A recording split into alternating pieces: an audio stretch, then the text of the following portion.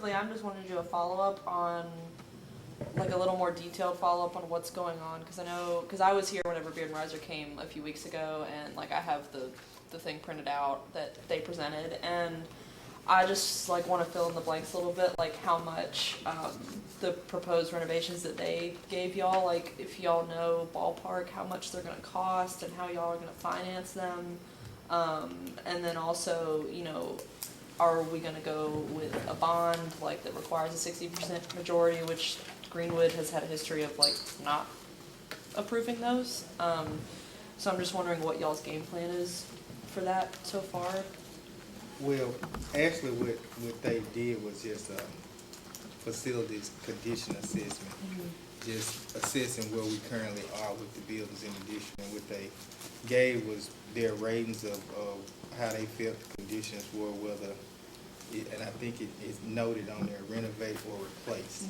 So those were some of the options that they was given. They actually gave figures at the bottom of the report that showed the cost of possibly new schools or possible renovations, but it wasn't any detail to that nature to say what actually would be renovated or what wouldn't be renovated. Yeah, because I've been looking over this for the past few days, and I've just been trying to see if y'all knew any more details on specifically, like, because I know like Threadgill Primary or Threadgill Elementary, one of them is like pretty high up on the list of needing to be renovated, and I was reading. I hate when people call me. Sorry. But I was wondering if y'all knew, how much maybe it would cost. Well, actually, what that would be whether the board decides to move forward with it, and then that's where we would actually have someone to come in, actually a contractor to go in and look and assess exactly how much some of those proposed renovations would cost. But we hadn't reached that level. Gotcha. We just really just got the report and kind of waiting on the board to decide which direction we would go. Gotcha. Do y'all have any idea when you'll begin that process, like at the next meeting or in one of the meetings in the near future? Or now, I do know that they did request for, I think there was government consultants to come back and give them a little more detail on the bond process, so that's possibly a direction that they may go in, and maybe other avenues. It's just depending on, I guess, the feedback that they get from there.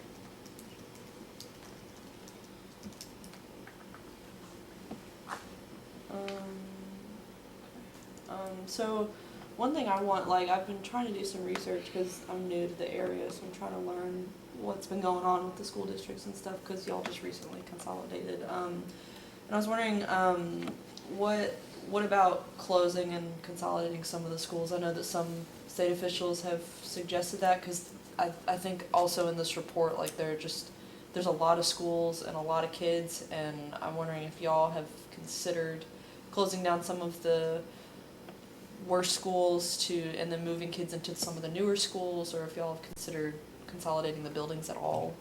Well, we don't really have newer schools. That's one of the things we would look at possibly. That still would be a board decision, but what we would like to see is possibly schools being moved into new schools where you can consolidate in that direction. But I don't think we have approached the subject of closing or consolidating any schools to this point.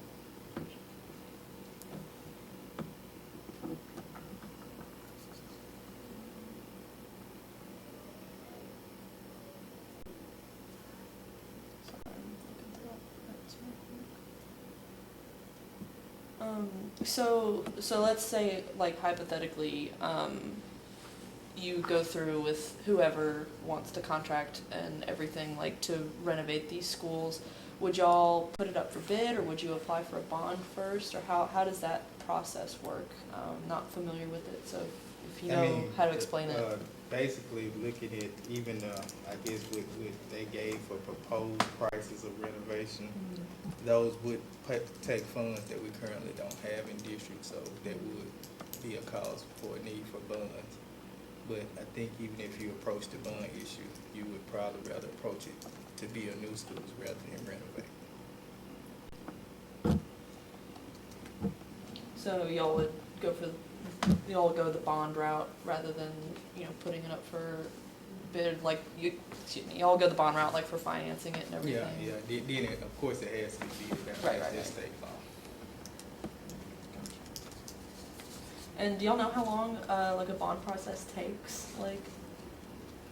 Based on some of the research I have done, it could take anywhere from 4 to 6 months, just depend, going all the way to the process of actually getting a bond vote completed. And do y'all have a game plan on, because like I said, I've seen that some bonds have been rejected by, Greenwood voters in the past. Do y'all have a game plan on if it is rejected? Well, I guess at this point, we hadn't even decided whether that would be decided by the school board, even if we would touch the issue of a bond. But I think if they decide to, we would definitely look at other avenues of trying to help it to get passed if that's what they choose to do.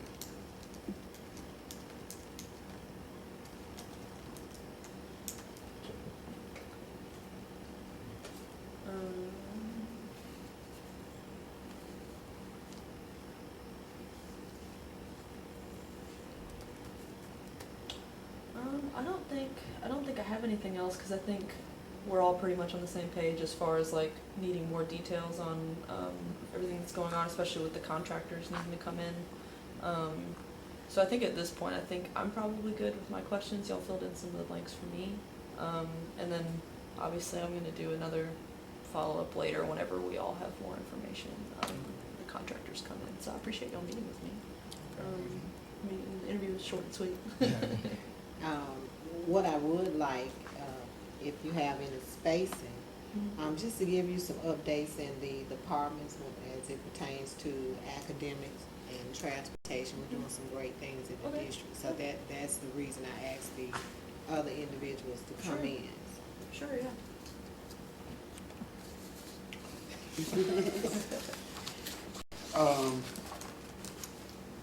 Throughout this year, we've been working with our parents of third grade students. We have another third grade parent meeting scheduled for February the 25th. And through these meetings, we're sharing with parents and students who attend strategies to assist students at home and to help parents help their children at home. All third graders have to pass the third grade gate. And on last summer, as we analyzed data, we recognized that we had too many of our students failed the assessment the first time. And so since August, we have been hosting monthly meetings so that not only do students receive those strategies during the day, but allowing opportunities for parents to engage in those similar practices with our Chief of Elementary Education so that they can have the tools that they need at home to help. Also, in the area of secondary education, we have approximately 210 students currently enrolled in dual credit through Mississippi Valley State University and Mississippi Delta Community College. And our students are participating in advanced courses, which we know is preparing them for college. We pay for those courses, and we pay for the textbooks. It's free to the student, but it's giving them the advanced coursework that they need to prepare them for college. Our graduation rate is currently at 83%, and so we're working at each of our high schools to provide the ACT prep, to provide the remediation needed, so that all students who enter the 9th grade exit the 12th grade on time in 4 years as they should, to continue to ensure that all students are graduating on time. We're in the testing season, it's approaching rather, and so we're just in the process of analyzing utilizing data at each school, working with each principal and each leadership team to identify strengths and weaknesses, and to apply certain action steps so that we can see improvement in our school.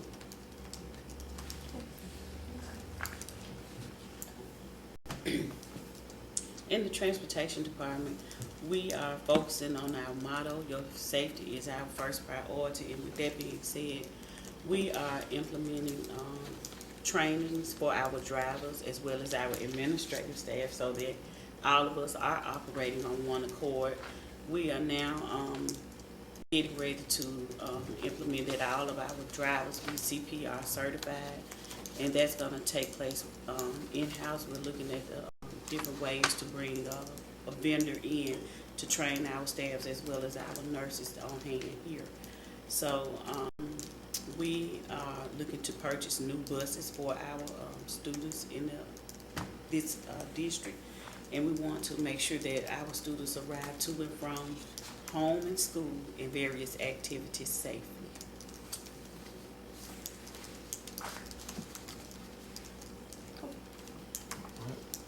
In the Office of Maintenance, it's my job, of course, to create a clean learning environment that is safe, clean, attractive, functional, and a condition of operating excellence for full educational use.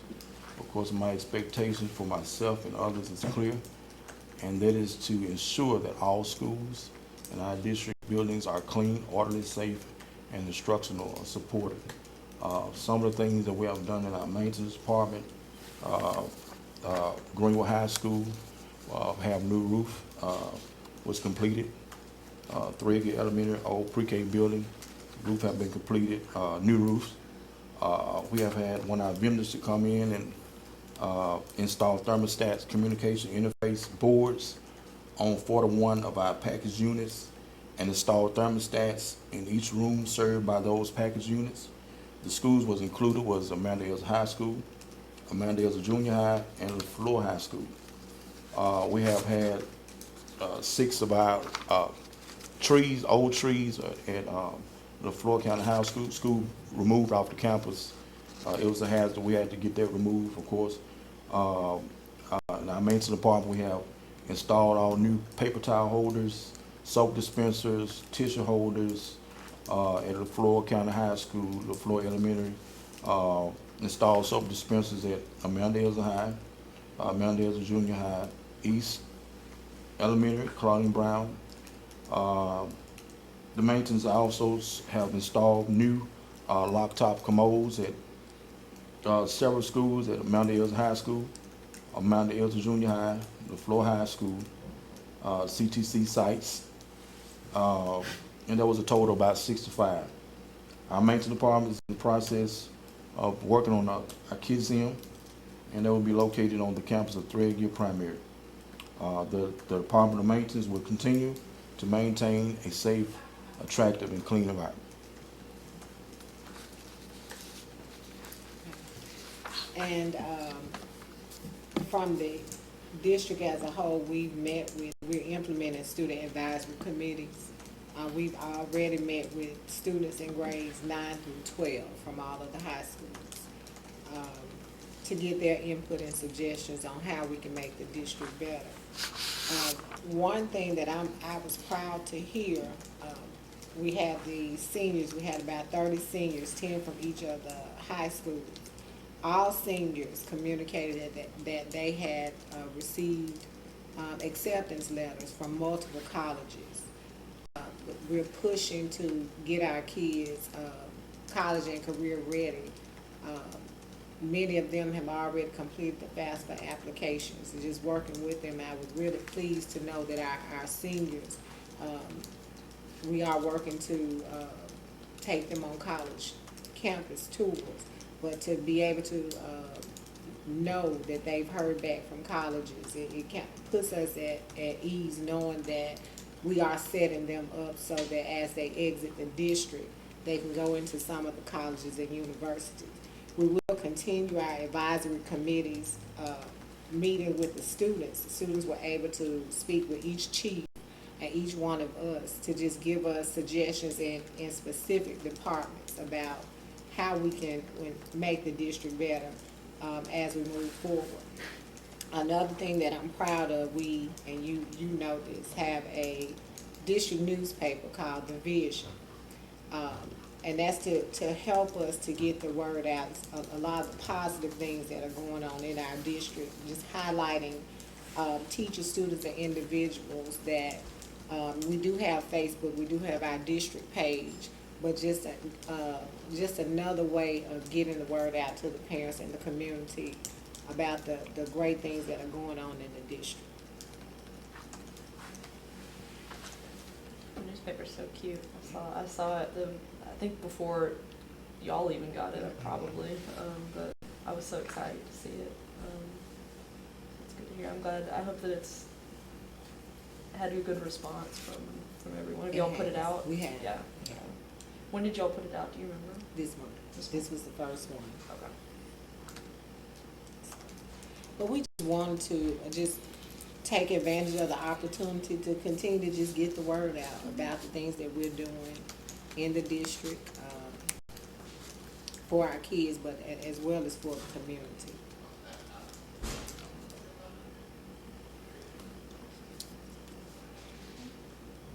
Everyone good? Okay.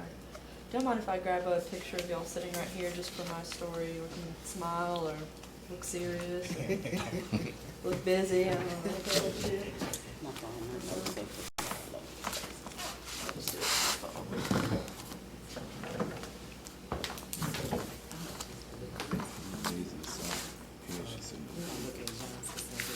Yeah. All right, I'm gonna count off, but if y'all want to look candid, you I'm can. looking at Just so you. you know that I'm about to take a picture. All right, y'all. 1, 2, 3. 1, 2, 3. Get that up angle. 1, 2, 3. All right, I got it, y'all. Thank y'all. Can I see that picture? Yeah. You took with us out. You took with us out.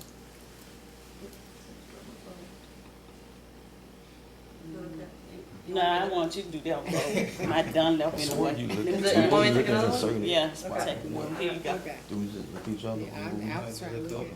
Look at Mr. Johnson. All right, y'all. 1, 2. Okay, go ahead. 1, 2, 3. 1, 2, 3. Okay.